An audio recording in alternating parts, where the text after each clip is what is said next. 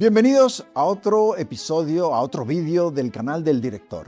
Muchas gracias como siempre por estar ahí. No os olvidéis de suscribiros, que estaréis apoyando el mejor periodismo y la verdad. No sé si os pasa a vosotros, pero a mí me está costando muchísimo engancharme a este mundial de fútbol. Yo creo que en parte la razón es que he sufrido un desencanto, un divorcio con un deporte que desde pequeñito me había apasionado.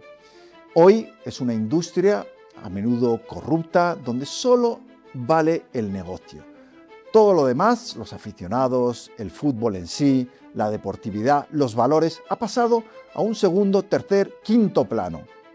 Y es difícil identificarse con un deporte en el que ves cosas tan sucias, tan oscuras y tan corruptas como las que vamos a describir en este vídeo. Y creo que vais a estar de acuerdo, incluso aquellos que sois muy aficionados. Pero es que el Mundial de Fútbol es ya un ejemplo clarísimo de lo que estoy hablando. Se ha convertido solo en un negocio para exprimir al máximo a los aficionados. Estamos viendo precios de entradas para un solo partido equivalentes al sueldo de un profesional de clase media. Luego vamos a ese escándalo, ¿no?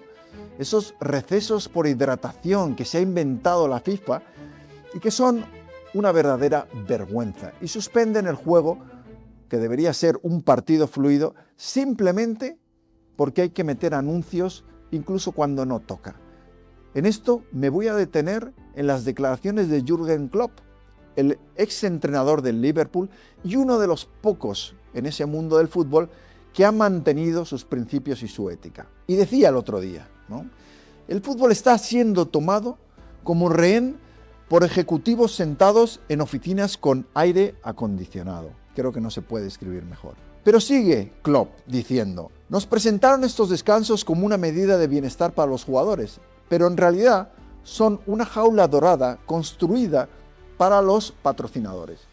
Porque al escándalo de esos recesos para exprimir todavía más el negocio del fútbol, se añade la tomadura de pelo de pretender que son necesarios, que estos atletas preparados y que cobran millones no pueden correr durante 45 minutos seguidos. Por supuesto hay gente que hace maratones, triatlones, deportes como el tenis, donde un partido puede ser 5 e incluso 6 horas en los Grand Slam, y la FIFA te está vendiendo la idea de que a 20 grados, que es lo que está haciendo de temperatura en algunos lugares, los jugadores no pueden correr y tienen que descansar a los 22 minutos. No me tomes el pelo, di la verdad. Es simplemente un receso para ver si podéis ganar más dinero. Termina las declaraciones de Klopp, ¿no? Dice: hemos convertido el Mundial en un centro comercial donde la caja registradora recibe más atención que el propio partido. Me parece demoledor. Esto es en parte por el liderazgo infame que hay en la FIFA, que lleva décadas sumida en la corrupción y en la entrega absoluta a lo más sucio del negocio. Federaciones, confederaciones y organismos internacionales, reparto de favores, votos condicionados, falta de transparencia, concentración de poder, tipos que llegan a esos organismos y se convierten en pequeños dictadores. No hay manera de sacarlos de las federaciones, ya sean internacionales o nacionales. El caso de la FIFA: se han destapado a lo largo de su historia sobornos, pagos irregulares, redes de influencia de todo tipo. Bueno, con los derechos de televisión han hecho lo que les ha dado la gana, con los patrocinios lo mismo. Bueno, en definitiva, un sistema que le permitió a Qatar, vete tú a describir cuál es la tradición futbolística de Qatar. Pero se pudieron comprar un mundial y aquí no pasó absolutamente nada. Como digo, hay varios problemas que yo veo en el fútbol hoy en día y os los voy a describir. Dejar comentarios, porque ya sabéis que me encanta leerlos. No todos los puedo contestar porque es imposible, no haría otra cosa, pero creo que hay unos debates muy interesantes en la sección de comentarios del director que hay que seguir alimentando. El primer gran problema es que esto se ha convertido, el fútbol, en una industria sin alma. Solo cuenta el dinero. Un deporte que, hemos dicho, exprime a los aficionados sin ningún pudor, porque hablamos de los precios del Mundial de Fútbol, pero ¿y de los precios para ir a un partido de Liga, a un partido de Champions? El fútbol era el deporte que unía, no solo universalmente, sino socialmente, que clases muy diferentes podían convivir en un estadio de fútbol. Te encontrabas así al empresario, al adinerado, pero también al taxista, al camarero. Y había una unión alrededor de ese equipo que hacía que los partidos de fútbol fueran muy especiales. Pero los dirigentes de este deporte lo están convirtiendo en una cosa elitista. Es casi como ir al reservado de una discoteca. ¿Qué hacemos con esos niños que sienten que los futbolistas son sus ídolos, que aman a su equipo de fútbol y sus padres no les pueden llevar simplemente porque es absolutamente imposible costearse para una familia el ir al fútbol? Y si lo quieres ver en televisión, por supuesto también paga. Algunos sois muy jóvenes, probablemente no habéis vivido la época en la que esto no era así, donde las entradas de fútbol costaban un dinero razonable, donde los partidos estaban en abierto en televisión. Pero como hay que explotar y vender al mejor postor los derechos, luego eso se traduce en pagar cada vez más por ver el fútbol, sea en el sofá de tu casa y no digamos ya en los estadios. Entonces, un deporte que, como digo, trascendía clases, se está convirtiendo en un deporte de la élite. Hoy es una industria sin alma. El objetivo es claro, ¿no? Exprimir al máximo. Claro, una vez tú conviertes un deporte en una industria, en un puro negocio donde todo vale, lo que consigues es atraer a lo peor de todos, los empresarios o la gente de dinero. Y así hemos terminado con esta situación en la que muchos de los grandes clubes del mundo han sido comprados por tipos despreciables, por gente corrupta, por jeques árabes que reprimen en casa o son parte del sistema represor de las mujeres, de los disidentes, que no tienen ningún valor y no aplican ninguno en sus países y que como divertimento, para limpiar su imagen, se compran un equipo de fútbol en Europa.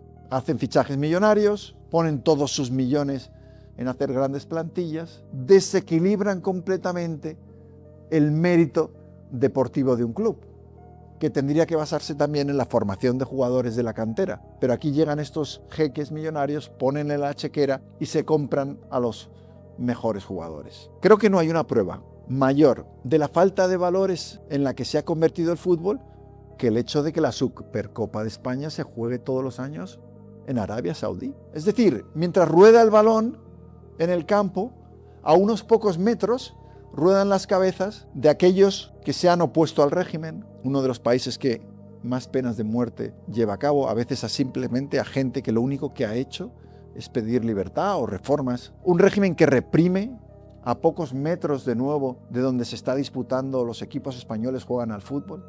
Reprime a las mujeres con un fundamentalismo islámico que ha patrocinado en el pasado el terrorismo en muchísimos sitios. ¿Y ese es el escaparate donde queremos mostrar lo mejor del fútbol español? ¿De verdad? No, es que son 40 millones al año de beneficios. Realmente el fútbol español, con todo lo que genera en derechos audiovisuales, en entradas de fútbol, en tantas cosas, ¿de verdad la Federación Española de Fútbol, con los triunfos de la selección y el dineral que ha acumulado, necesita vender la reputación de España montando ese show anual en Arabia Saudí?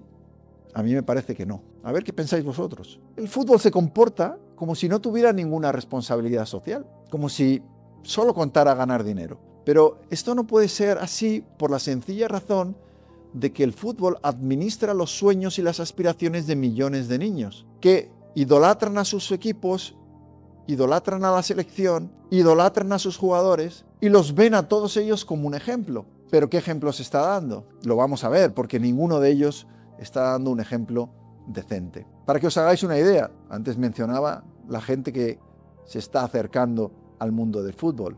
La Europol ya dice que hay grupos criminales que están entrando en el fútbol y que están metidos en el accionariado de los clubes, en el tema de los agentes, que eso vamos a hablar también de ellos y es un escándalo, en el mercado de fichajes, donde se mueven todos los años cientos de millones de euros. Tanto importa el dinero que el fútbol es un deporte, quizá el mayor deporte, que se ha vendido de una manera brutal a las apuestas y a la industria del juego. Bueno, de nuevo, ¿qué está promocionando un deporte que es seguido por millones de jóvenes? ¿Y qué relación hay entre esa promoción de las apuestas por parte de jugadores, equipos y la industria del fútbol Y el hecho de que en España y en otros países las apuestas deportivas estén aumentando a razón de 2 dígitos anuales y enganchando a muchísimos jóvenes que se están convirtiendo en ludópatas.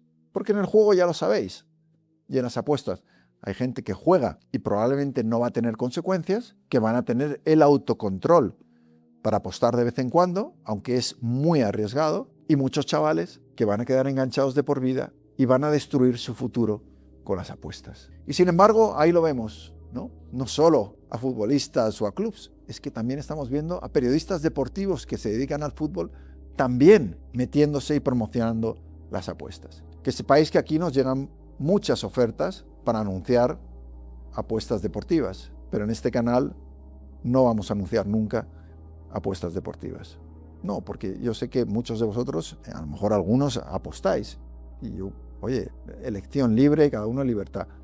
Pero yo, como creo que tiene unos riesgos importantes para la gente, especialmente para los más jóvenes, no estoy dispuesto a cambio de dinero de anunciar. Si yo no estoy dispuesto en este canal pequeño, no se lo pueden permitir personas que generan millones de euros seleccionar qué patrocinan y qué no patrocinan. Como os decía, los niños tienen a esos jugadores idolatrados de la misma manera que yo lo tenía en mi época, cuando era niño. Para mí eran dioses los futbolistas. Cualquier cosa que hacían la quería imitar. Si yo de niño estuviera siendo bombardeado de anuncios mientras veo el fútbol, diciéndome que, o un futbolista me dijera que, oye, qué bueno es apostar, puedes hacerte rico, a lo mejor el mensaje que estaría recibiendo no es el esfuerzo, el trabajo o el talento en el deporte o fuera del deporte lo que va a hacer que tengas éxito en la vida, sino que ganes una apuesta deportiva. A mí no me parece, sinceramente, los valores que el deporte debería transmitir. Pero es que cuando veo a los jugadores, y es otra de las razones que a mí me han desenganchado del fútbol, los veo como actores de teatro muchas veces. Se tiran cuando no les han hecho falta, parece que se mueren de dolor y en cuanto a la cámara no les está mirando, de repente salen corriendo como si no les hubieran hecho nada. Comportamientos antideportivos, esos son también valores de fútbol. Decía el otro día un luchador, ¿no?, de las peleas, ¿no?, que ahí se pegan. No, tampoco estoy defendiendo ese deporte, no soy aficionado, pero en la lucha, claro, se pegan, y en el boxeo se pegan muchísimo y tal, ¿no? Y se reía, no me acuerdo quién, de cómo a los futbolistas les tocabas un poquito y se caían y parecía que los acababan de tirotear directamente, ¿no?, en comparación con lo que ellos recibían y tenían que aguantar. Pero bueno, aparte de ese drama, lo cierto es que los jugadores ganan una fortuna. Yo no estoy en contra. Yo creo que si el deporte genera unos beneficios, está bien que ganen el dinero que los clubes estén dispuestos a pagarles. Y sin embargo, para los jugadores parece que nunca es suficiente. Tened en cuenta que los 2 jugadores de mayor éxito en el fútbol mundial en las últimas 2 décadas, que son Leo Messi y Cristiano Ronaldo, los 2 fueron condenados en España por fraude de Hacienda, a pesar de que ninguno de los 2 podría gastarse el dinero que tenían, ni aunque hicieran todos los esfuerzos del mundo por derrocharlo. Es decir, jugadores que generan decenas de millones al año y que luego hacen trampas con Hacienda y no pagan los impuestos, mientras hay gente trabajando 12 horas al día en trabajos muy duros que paga religiosamente hasta el último céntimo de sus impuestos, porque además saben que ellos no van a poder llegar a acuerdos tan ventajosos como probablemente sí los futbolistas, porque ambos, Messi y Ronaldo, recibieron o eludieron condenas a prisión a cambio de pagar sumas millonarias. Pero lo que me preocupa a mí, y estoy hablando de casos que han ocurrido hace algunos años, es la comprensión que encontraron en los clubes para los que participaban, en los gestores de las competiciones, en esos directivos de federaciones, de FIFA, de UEFA, pero incluso la comprensión que encontraron en los aficionados, que a veces, en su idolatría, pueden terminar siendo cegados por la pasión que les provocan estas estrellas del fútbol. Yo no puedo olvidar las escenas de Ronaldo o de Messi yendo a declarar por fraude fiscal y los aficionados haciéndoles pasillos, vitoreándole como si acabaran de marcar un gol. Oiga, que estaban entrando a declarar por fraude fiscal, siendo millonarios, que es el dinero que va luego a pagar los hospitales y las escuelas de los demás, no las suyas, que por supuesto sus hijos van a colegios privados. pero sí a pagar, desgraciadamente también, a la corrupción de los políticos, como estamos viendo estos días, pero también a pagar las carreteras, los hospitales y las escuelas. Y la reacción, es verdad que es una minoría, tampoco estoy diciendo que fuera de todos, pero ver aficionados en la entrada de los juzgados aplaudiendo y victoreándoles como si fueran héroes, justo en el momento en el que van a declarar por fraude fiscal. Luego vamos a hablar también un poco de eso, ¿no? Del fanatismo y cómo también los aficionados tienen parte de culpa en lo malo que hoy tiene el fútbol y en el que algunos nos estemos desenganchando de ese deporte. Dentro de las cosas peores que tiene el fútbol, por ejemplo, está el mercado de fichajes. El mercado de fichajes en el fútbol se ha convertido en una cosa esclavista, un mercadeo con unos agentes que cobran unas comisiones millonarias y que son también normalmente unos tipos muy sospechosos, y sin embargo ni siquiera voy a meterme con los fichajes o el precio de algunos jugadores absurdo que se paga por ellos, allá cada cual con lo que quiera hacer con el dinero de los clubes, sino una parte menos conocida de ese mercado, y que yo tuve cierto contacto con ella porque empecé a investigarla en un momento dado para un reportaje, y era el esclavismo, y lo voy a llamar así porque es lo que me pareció, de esos clubes de fútbol que se van a África, mandan a ojeadores a detectar a chavales jóvenes muy buenos, se los traían a Europa, intentaban que, por supuesto, llegaran a ser estrellas del fútbol, pero la mayoría no lo conseguían. Se quedaban en los equipos juveniles y llegaba un momento que no daban el salto al equipo principal. ¿Y qué ocurría con ellos? Los dejaban tirados. Los habían desarraigado de sus países, del sistema escolar, de sus familias, con promesas de vais a vivir el sueño de los futbolistas, cuando todo el mundo sabe que solo un porcentaje mínimo de los que intentan llegar a profesionales lo consigue. Y una vez veían que ese chaval no iba a llegar a donde ellos esperaban, lo desechaban y se iban a por más. Y esto ha estado sucediendo en el fútbol durante décadas. Luego la FIFA impuso una serie de reglas para intentar frenar el comercio de chavales menores de 18 años. Todavía se saltan las normas con rollos de que vienen a estudiar, de formación. Bueno, siempre hay trucos para saltarse las reglas. Ya no es un problema tan acuciante como lo era antes, sigue ocurriendo, pero yo creo que es muy indicativo del nivel moral de la gente que está muchas veces detrás del fútbol. Todo ese mundo de las transferencias, de los agentes, de las comisiones que se pagan, bueno, es el ganar por ganar a toda costa, y si en el camino se quedan unos chavales africanos, pues nos da igual, no es nuestro problema. El mercado de fichajes es que es quizá de los mercados más opacos que hay. El precio real de un jugador, aunque te dicen una cosa, luego nunca es exactamente ese, porque hay comisiones injustificadas, beneficiarios por ahí que nunca se sabe quiénes son, intermediarios de todo tipo, y también agentes que tienen conflictos de interés, que están jugando con unos y con otros, ¿no? Es el sueño o la mercancía de los sueños, ¿no? de los jugadores, esos a los que algunos llaman, son los gladiadores de nuestro tiempo. Yo estoy convencido de que había probablemente incluso más moral en el mercado de los gladiadores que en el que hay ahora. Y esto me lleva a lo que os decía antes que quería comentaros, y es el tema de las aficiones y de otro aspecto que para mí también ha enturbiado mucho y ha roto un poco el romanticismo del fútbol, al menos del fútbol que yo conocí. Esto me hace un poco viejo, pero bueno, así son las cosas. Hay mucha gente que va al fútbol a animar a sus equipos y lo hace de manera legítima y noble, y hay clubes con un historial de aficiones magníficas. No voy a generalizar aquí. Cuando en un estadio tienes a 80.000 personas, pues siempre va a haber un grupo de cafres y de ultras y luego una mayoría de gente que se comporta. Pero sí que es verdad que a veces en el conjunto, cuando tú juntas a la masa, en esa masa esos cafres se sienten protegidos. Y lo vemos en la reacción cada vez más radical de algunos aficionados. El otro día mismo, en la final de la Champions, esto ya es una tradición francesa, gana el PSG y se dedican a incendiar París. Es verdad que el deporte nacional en París parece ser incendiar coches. O sea, cualquier excusa parece ser buena para prenderle fuego a los coches en las calles, ¿no? Ese, digamos que es un momento de radicalidad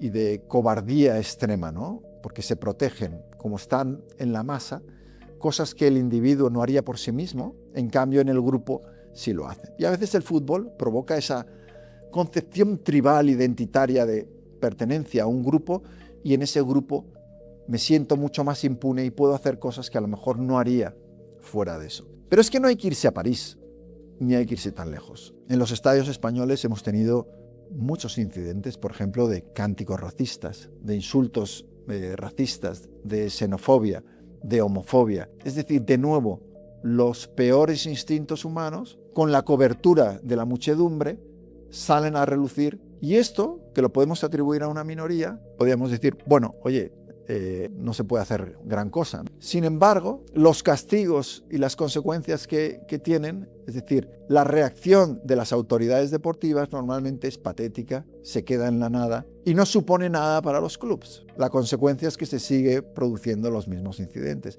¿Y por qué no tiene consecuencias? Porque si tuviera consecuencias, si tú cierras el estadio donde se han producido ciertos incidentes, como se hacía antiguamente, el negocio se resiente.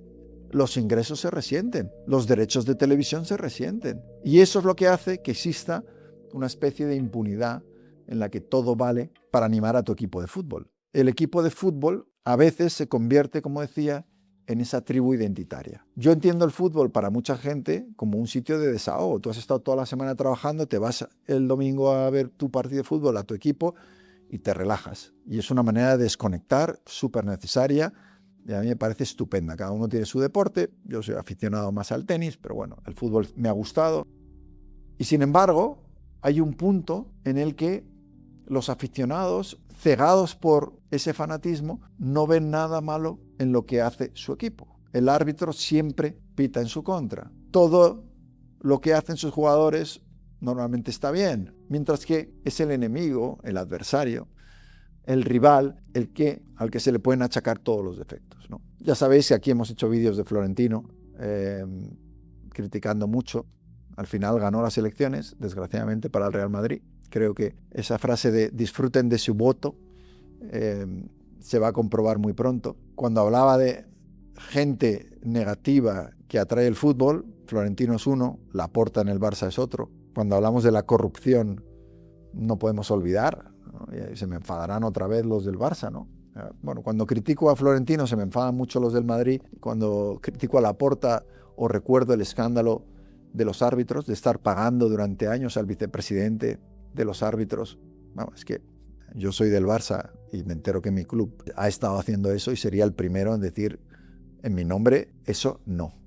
Yo quiero que mi equipo gane con absoluta limpieza. Y cualquier duda o mancha que se le pueda poner a los triunfos de mi equipo, estoy en contra, ¿no? Igual que si yo fuera aficionado al Madrid, diría, sí, reconocería los éxitos de Florentino, pero a la vez diría, el presidente de mi club no va a ir por ahí despidiendo a periodistas porque no le gustan o le critican. O no se va a gastar en un estadio 1.300 millones sin ni siquiera prever que hay que insonorizarlo. O no va a vender una participación del club porque su gestión económica en los últimos años ha sido tan pésima que su solución es vender el club o una parte del club. Es decir, el fanatismo es cuando tú, y lo estamos viendo mucho en la política, eres incapaz de ver en los tuyos los defectos que le achacas a los otros. Y el espíritu crítico es lo contrario a eso. Y desgraciadamente en el fútbol hay muy poco, igual que en la política.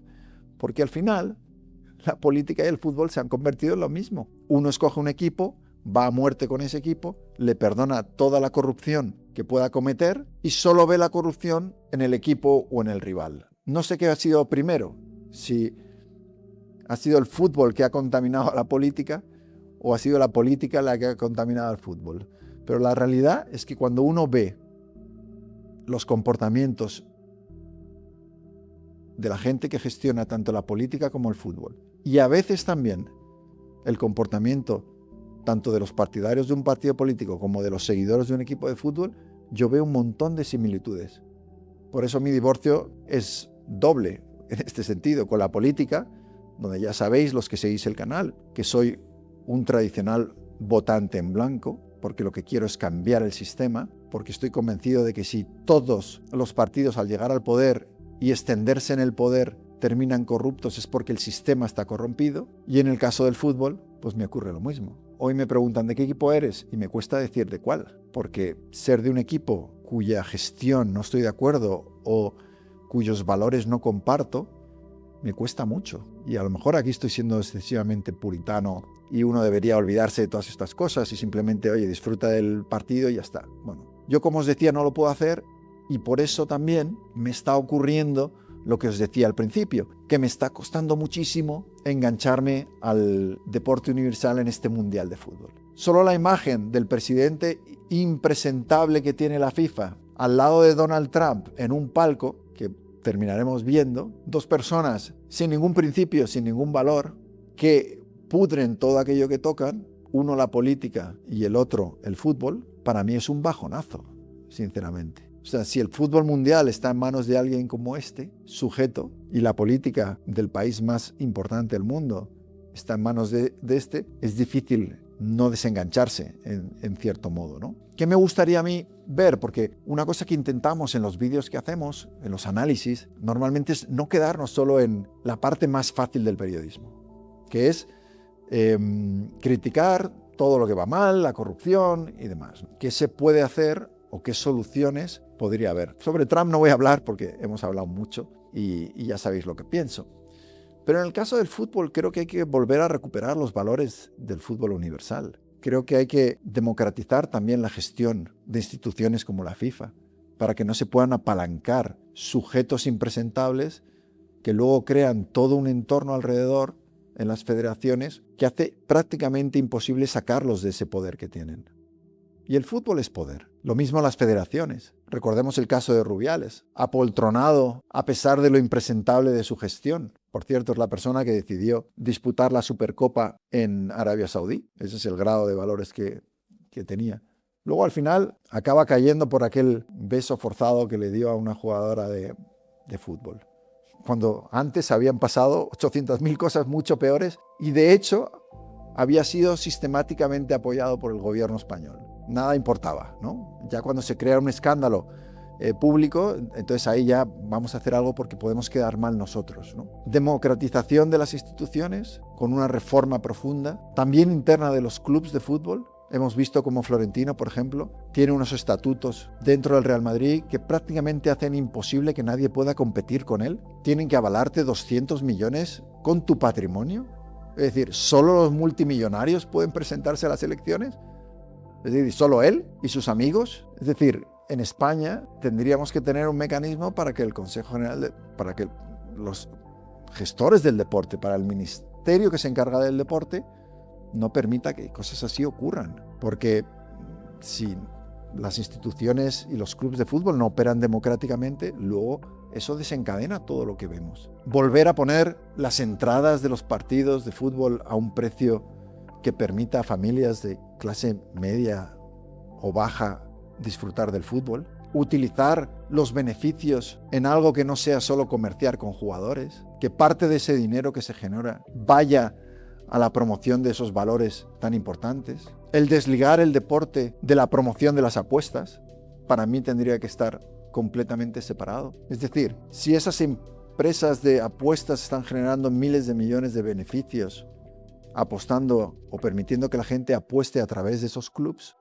no podrían tener ningún vínculo con esas empresas. Pero ahora todo está mezclado. Todo es el compadreo de vamos a sacar, vosotros sacáis por un lado, nosotros sacamos por el otro, todos contentos. Es decir, hay muchas cosas que se podrían hacer si hubiera un interés en hacerlas, que no lo hay, evidentemente, como estamos viendo en el Mundial, donde les da tanto lo mismo el aficionado, que como contábamos al principio, han establecido esta cosa ridícula de las paradas por hidratación, que cuando, imagínate, hay un momento intenso, emocionante en el partido, de repente se corta, todo el mundo a descansar porque hay que meter publicidad para que la FIFA gane un poquito más de dinero. Creo que los aficionados son los primeros que tienen que reclamar esas reformas. De hecho, en la política de vez en cuando las reclamamos, ¿no? O nos enfadamos con la corrupción que hay en la política. Es verdad que la reacción no es suficiente y muchas veces es demasiado pasiva con los nuestros, con el partido que se corrompe, que es de nuestra línea ideológica.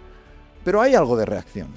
Y vemos a jueces actuando a veces, ¿no? Lo estamos viendo estos días. Y en el fútbol necesitamos mucha más intervención y mucha más presión por parte de los propios aficionados para exigirle a sus clubes que operen dentro de los valores del deporte y del fútbol que deberían transmitir, como digo, sobre todo pensando en esos millones de niños que están viendo el fútbol y que creen que el fútbol es un ejemplo para ellos. No me parece tan difícil volver a un espíritu deportivo que se ha perdido en el camino para convertir el fútbol en una industria sin alma, sin espíritu, donde lo único que cuenta es la pasta. Dejad vuestros comentarios, como decía. Me encantaría saber qué pensáis de todo esto que he comentado. Y bueno, puestos a decidir, es verdad que estoy un poco desenganchado, pero que gane España, mi equipo. Espero que sí, que terminemos ganando nuestro segundo mundial. Y si no es así, creo que iría con Portugal probablemente. Me gusta Portugal. Es otro equipo que me cae simpático. Así que nada, espero que aquellos que disfrutéis del fútbol lo sigáis haciendo durante el Mundial, aquellos que no, y aquellos que estéis en el club de los desenganchados como yo, pues bueno, que mantengamos la esperanza de que todo esto pueda regenerarse también y en algún momento podamos volver a vivir con pasión un deporte que merece la pena. Muchas gracias. Hasta pronto.